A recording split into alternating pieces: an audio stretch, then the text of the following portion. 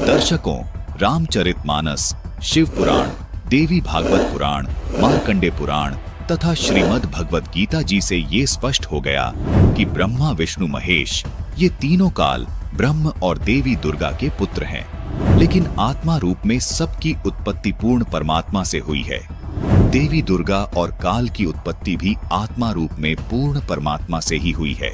रामचरितमानस की इस चौपाई में बिल्कुल स्पष्ट है कि वेद जिन्हें नेति नेति कहकर निरूपण करते हैं वो आनंद स्वरूप, उपाधि रहित और अनुपम है, जिनके अंश से अनेकों शिव, ब्रह्मा और विष्णु भगवान प्रकट होते हैं। कि वेदों में जिसको पूर्ण परमात्मा बताया गया है वो पूर्ण परमात्मा इतना समर्थ है कि ब्रह्मा, विष्णु और महेश उनके अंश से आत्म रूप में प्रकट हुए हैं। यहाँ स्पष्ट है कि ब्रह्मा, विष्णु और शिव पूर्ण परमात्मा नहीं है।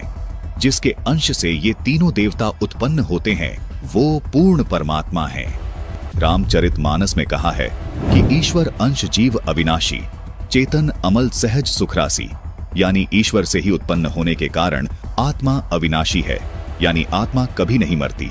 जिस परमेश्वर से जीव आत्मा उत्पन्न हुआ है वह परमेश्वर अविनाशी, चेतन, निर्मल और स्वभाव से सुख की राशि है।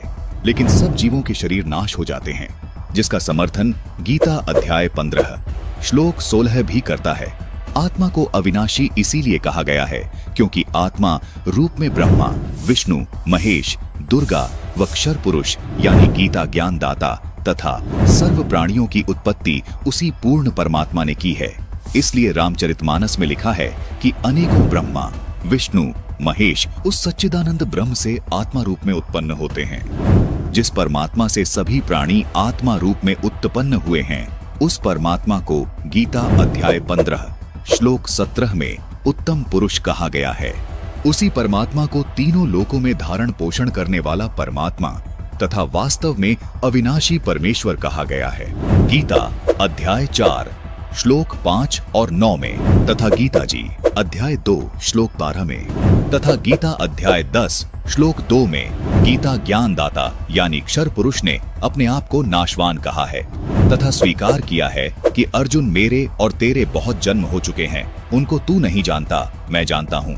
इससे सिद्ध हो जाता है कि क्षर पुरुष यानी गीता ज्ञान दाता जो ब्रह्मा, विष्णु, महेश के स्थूल शरीर का पिता है वो भी अविनाशी नहीं है, उसका शरीर भी नष्ट होता है। अब आपको गीता अध्याय 15 श्लोक 16 से भी स्पष्ट करते हैं। इस श्लोक में कहा है कि दो पुरुष हैं, क्षर पुरुष और अक्षर पुरुष, तथा इनके अंतर्गत सब प्राणियों के शरीर तो नाशवान है, यानी ये सब नष्ट होते हैं, परंतु आत्मा सबकी अविनाशी है। इसलिए ही रामचरितमानस में कहा है कि ईश्वर अंश जीव अविनाशी, चेतन अमल सहज सुखरासी, यानी परमात्मा का अंश होने के कारण आत्मा का कभी नाश नहीं होता। गीता अध्याय 15 श्लोक 17 में पूर्ण परमात्मा को उत्तम पुरुष और अविनाशी इसलिए कहा गया है क्योंकि उत्तम पुरुष यानी पूर्ण परमात्मा का शरीर भी अविनाशी है।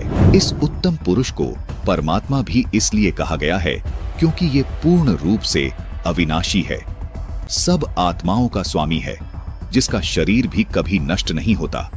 इस उत्तम पुरुष के लोक में किसी प्रकार का कोई दुख नहीं है, ये किसी को दुख नहीं देता, सिर्फ सुख ही सुख देता है। इसलिए इसी परमात्मा को रामचरितमानस में सुख की राशि भी कहा है। जिस गीता ज्ञान दाता काल के लोक में हम रह रहे हैं, इस लोक के मालिक को परमात्मा नहीं कहा जा सकता क्योंकि इस काल लोक में कोई सुखी नहीं है। इसलिए पूरी गीता जी में गीता ज्ञान दाता ने अपने को कहीं भी परमात्मा नहीं कहा, केवल उस उत्तम पुरुष को ही परमात्मा तथा अविनाशी परमेश्वर कहा है। दर्शकों, गीता जी में अन्य स्थानों पर जहां भी परमात्मा शब्द से संबोधन किया गया है वो इसी उत्तम पुरुष अर्थात सच्चिदानंद घन ब्रह्म के विषय में बोला गया है। अर्थात पूर्ण परमात्मा का शरीर कभी नष्ट नहीं होता। इसीलिए इस श्लोक में लिखा है कि वो उत्तम पुरुष तो अन्य ही है जो वास्तव में अविनाशी है, उसी को परमात्मा कहा गया है। संत रामपाल जी महाराज सभी को आदि सनातनी भक्ति पर इसलिए दृढ़ कर रहे हैं ताकि हम सब आदि सनातनी भक्ति करके उस उत्तम पुरुष के अविनाशी लोक में चले जाएं, जहां जाने वाली सभी जीवात्माओं को भी अविनाशी शरीर प्राप्त होता है। अविनाशी शरीर होने के कारण उस शाश्वत लोक में पुनर्जन्म व मृत्यु नहीं होती, जहां जाने के बाद साधक लौटकर इस काल लोक में कभी वापस नहीं आते। इसी को पूर्ण मोक्ष कहा जाता है। गीता अध्याय 18 श्लोक 62 में गीता ज्ञानदाता इसी अविनाशी लोक की बात कर रहा है।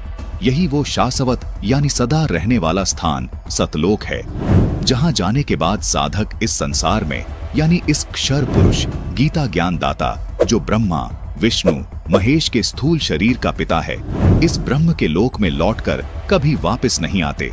उस सनातन परम धाम यानी सतलोक में जाने के बाद ही आत्मा को अविनाशी शरीर प्राप्त होता है, जिस शरीर का कभी नाश नहीं होता।